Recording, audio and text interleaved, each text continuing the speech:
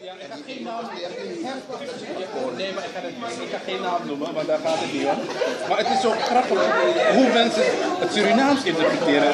Er staat hier bijvoorbeeld Mistong, Akut, Kaliba, Diwang.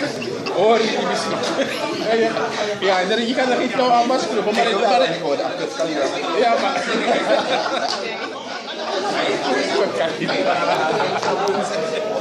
Nee, maar dat is wat je hoort. Dat ga je dan opschrijven. En het is toevallig iemand die van origine geen Surinaams is, maar wel de moeite genomen heeft. Het zijn dan zo mee te doen. Wat vond deze vandaag? Zijn ze weer geïnteresseerd naar die tegen? Dat is niet. Maar de bedewang fungsi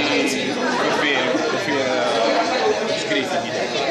Apa yang ma skrivi di bang sang kita kan tuh loka